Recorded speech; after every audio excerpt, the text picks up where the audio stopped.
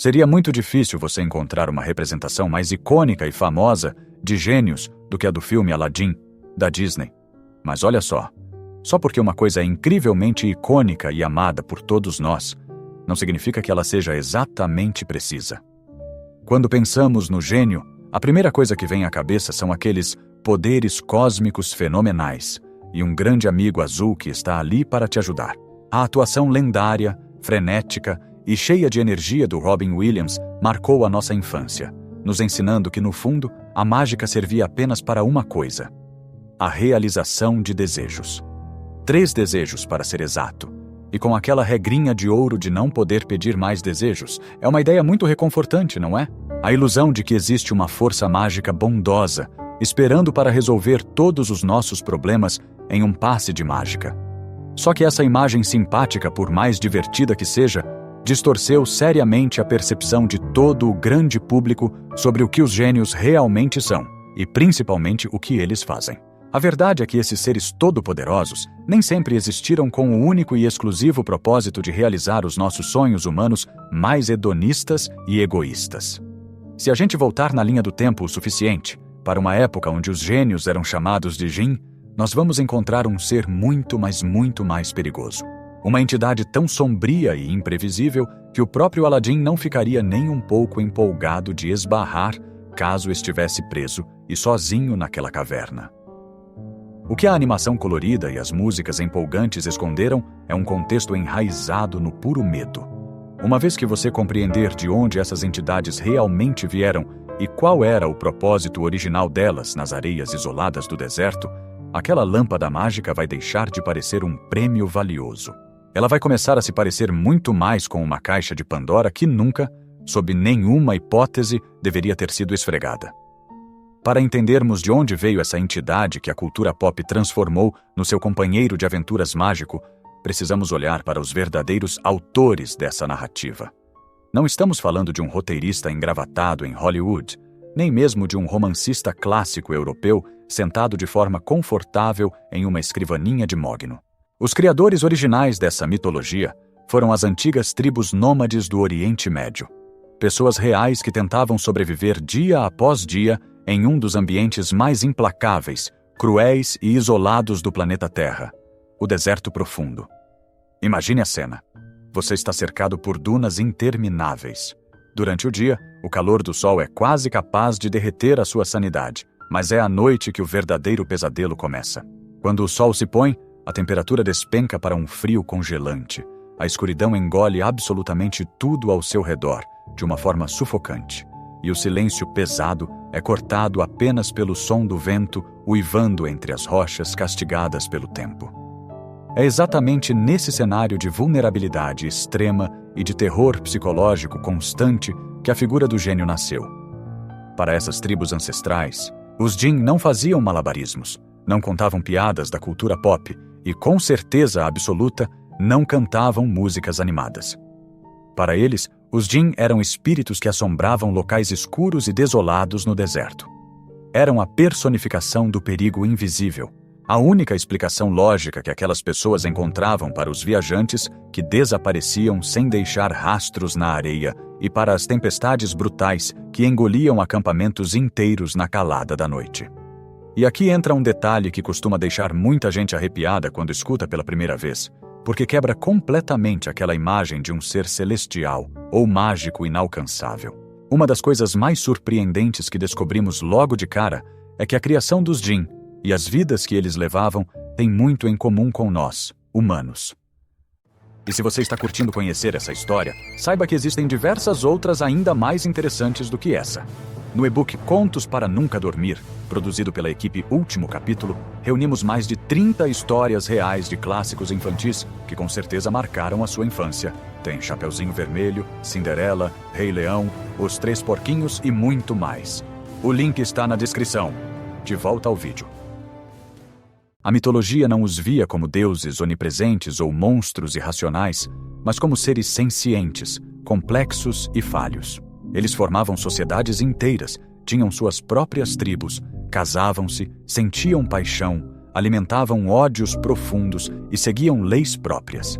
A grande e perturbadora diferença, a peça desse quebra-cabeça que muda tudo, é que eles simplesmente chegaram aqui muito antes de nós. Nós somos os intrusos na terra deles.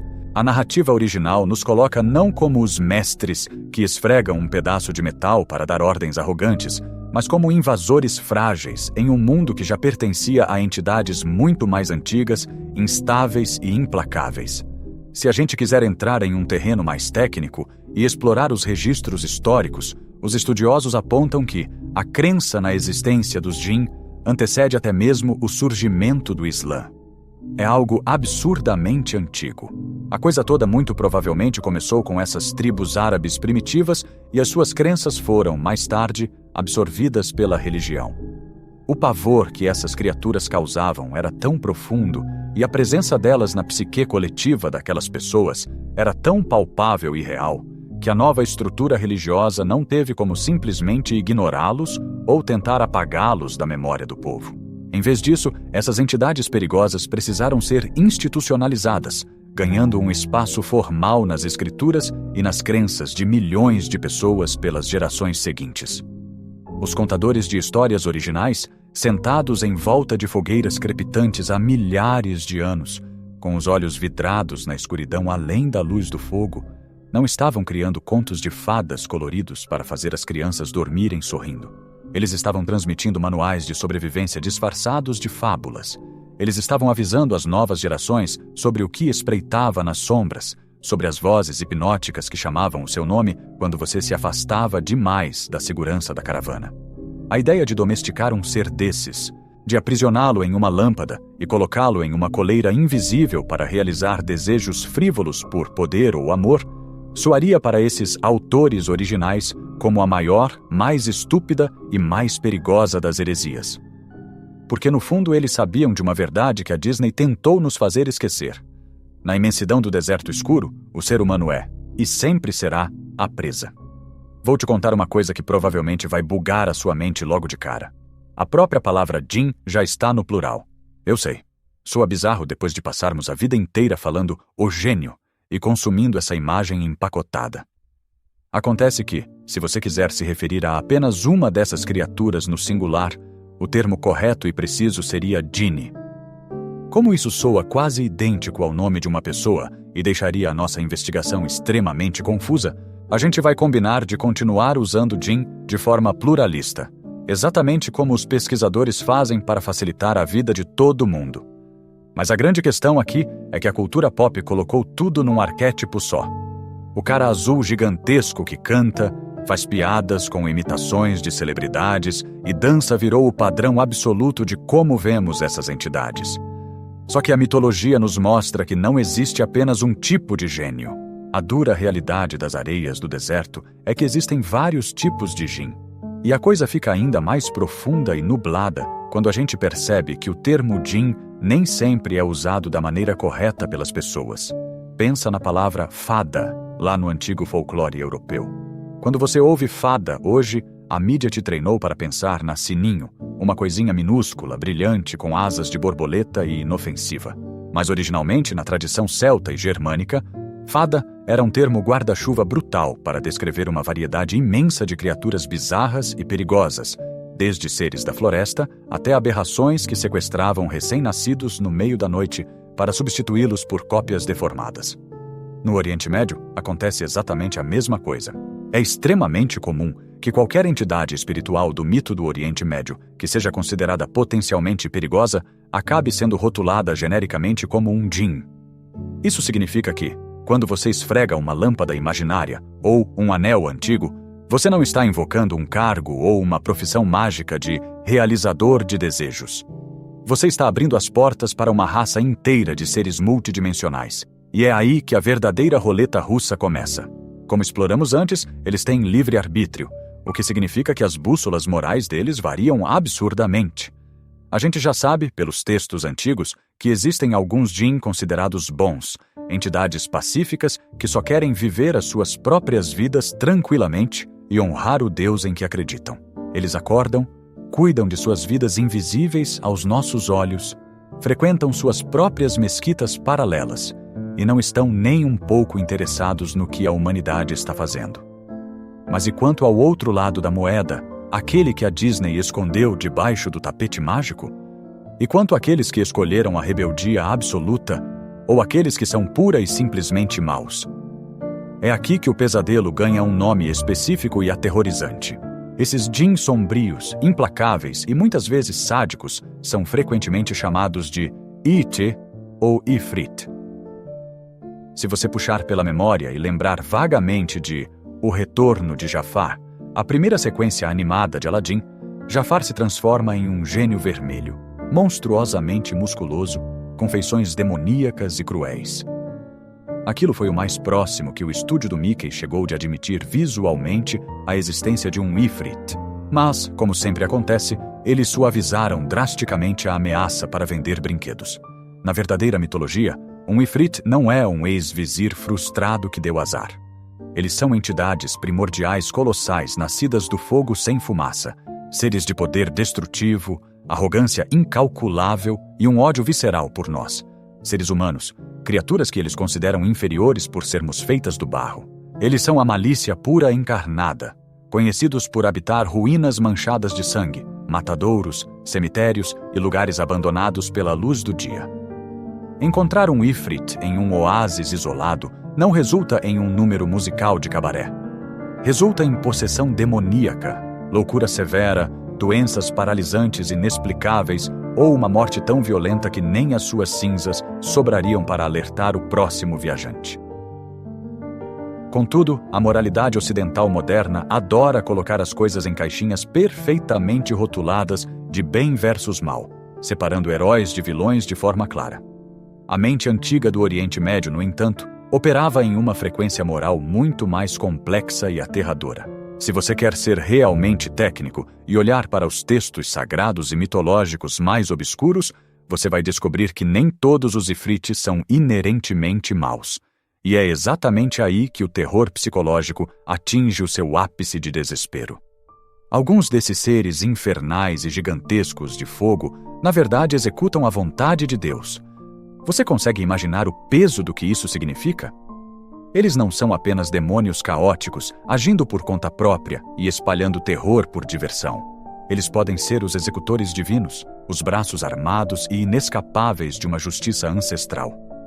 O grande problema para nós, meros mortais pecadores, é que essa vontade de Deus, que eles executam implacavelmente, pode ser um pouco mais brutal do que estamos acostumados a conceber nas nossas religiões modernas. Quando a justiça divina ou o equilíbrio do universo decide que uma cidade inteira, profundamente corrompida, precisa ser varrida do mapa, ou que uma linhagem familiar inteira deve pagar por um pecado inominável cometido há 7 gerações, não é um anjo loiro com uma harpa e um sorriso acolhedor que desce dos céus. É um ifrit que é convocado. É a força implacável e destrutiva de um desastre natural, mas com uma consciência focada e um alvo específico. Eles não sentem pena, não conhecem a palavra misericórdia, não aceitam suborno e definitivamente não realizam 3 desejos egoístas para te salvar do castigo imposto. Eles rasgam o véu frágil da nossa realidade com um único e assustador propósito: erradicar a ofensa. A ideia ilusória de tentar enganar, controlar, barganhar ou fazer amizade com uma força bélica e espiritual dessa magnitude é de uma arrogância humana tão cega que beira o cômico. A Disney nos vendeu, de forma magistral, a fantasia de que o poder absoluto e cósmico poderia ser contido por regras contratuais simples, de que você não pode desejar a morte de ninguém, ou não pode fazer ninguém se apaixonar. Mas no mundo real e sombrio de onde essas lendas foram extraídas a sangue frio, as regras sempre foram ditadas por eles. Nós não somos os mestres da lâmpada. Nós somos, e sempre fomos, a mera poeira que eles levantam quando decidem caminhar pelo nosso mundo esfacelado. Para a nossa ilusão ocidental moderna, esfregar a famosa lâmpada é quase como encontrar um bilhete de loteria premiado. Mas, se formos buscar a verdade não diluída, veremos que no folclore e no mito não há escassez de djinn que estão amarrados a recipientes específicos, objetos e locais. A ideia de que eles deveriam tornar os sonhos mais loucos dos humanos realidade quando os descobrimos é muito ocidental. É claro que essa imagem submissa não se originou de fato no Ocidente, mas ela foi tão intensamente focada e popularizada deste lado do mundo, a ponto de a maioria dos leigos presumir que, se encontrarem uma lâmpada mágica, o ser lá dentro vai lhes conceder desejos. A dura e sangrenta realidade das areias é que essa entidade milenar não tem o menor interesse em ser o seu melhor amigo. Na verdade, ao encontrar um artefato desses, o humano arrogante não ganharia um palácio. O monstro aprisionado seria muito mais propenso a arrancar as suas entranhas pelo seu ânus ao primeiro sinal de desrespeito ou vacilo na sua voz. Não há como negar que a interpretação do gênio por Robin Williams no Aladdin da Disney é em grande parte responsável por isso. Ele nos fez acreditar de forma brilhante que o cativeiro cósmico era apenas uma inconveniência engraçada e cheia de carisma. Mas e a história em que o filme se baseou? Será que o gênio em Aladdin e a Lâmpada Maravilhosa segue o mesmo conjunto de regras? E os outros gênios na coleção das Mil e Uma Noites? Bem, sobre o ponto de adaptar a história com precisão, uma das diferenças de destaque é que o Aladdin original era profundamente distinto daquele jovem de bom coração que Hollywood nos entregou. E o abismo entre a animação e o conto antigo vai muito mais fundo do que apenas o caráter do protagonista.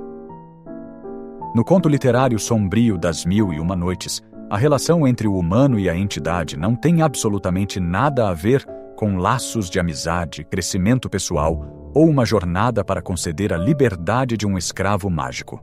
É uma transação fria, calculista e profundamente aterrorizante. O gênio original é uma entidade de puro terror e obediência cega.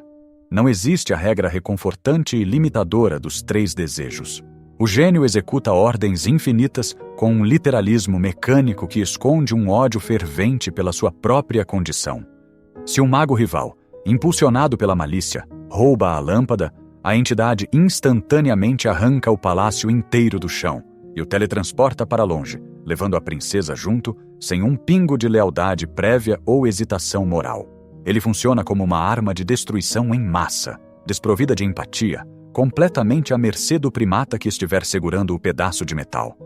E é exatamente aqui que todas as instituições daquela sociedade ilusória colapsam, derrubando de vez a narrativa da Disney. O estúdio do Mickey higienizou uma história brutal sobre cativeiro espiritual, poder opressivo e corrupção sistêmica, transformando tudo em um musical vibrante para vender brinquedos. A lâmpada mágica nunca foi projetada para ser um lar aconchegante com almofadas flutuantes, um espaço místico onde um ser bondoso aguarda a chance de brilhar e ajudar um jovem apaixonado. Ela é uma prisão de segurança máxima inquebrável. É uma masmorra de bronze claustrofóbica onde entidades de fogo sem fumaça, muitas vezes condenadas por rebeliões celestiais indizíveis ou amaldiçoadas por figuras implacáveis do passado, são enclausuradas pela eternidade, enlouquecendo lentamente no escuro absoluto e no silêncio do deserto. E quando um humano ganancioso esfrega o exterior dessa cela, a criatura ancestral é brutalmente forçada por magia antiga a se curvar a uma biologia frágil que ela despreza com todas as suas forças. Ao olharmos para o cerne dessa mitologia, sem as lentes coloridas de Hollywood, percebemos que a versão de Aladdin que sobreviveu aos séculos atua, na verdade, como um manifesto repulsivo e disfarçado contra a própria essência humana. O conto original expõe a podridão irredimível de todos os pilares sociais. A realeza que negocia vidas por palácios de joias, os feiticeiros que rastejam nas sombras obcecados por domínio absoluto e a própria justiça, que se curva imediatamente diante do acúmulo obsceno de poder bruto. O protagonista da lenda não é um diamante bruto incompreendido.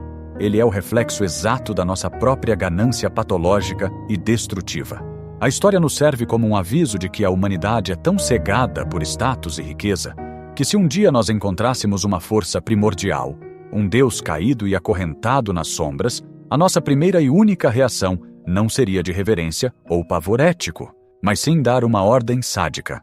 Me faça rei. O conto de fadas morre tragicamente quando percebemos que o felizes para sempre é apenas uma ilusão temporária e frágil, uma mera trégua com o perigo iminente que nós mesmos escolhemos invocar por vaidade. As músicas alegres cessam abruptamente. A fumaça azul e inofensiva se dissipa, e o que sobra é apenas o silêncio pesado da areia engolindo os nossos piores segredos ao longo dos milênios. A partir de agora, a magia artificial de uma lâmpada brilhante nunca mais será capaz de cegar você, pois você finalmente vê o que antes estava perfeitamente oculto.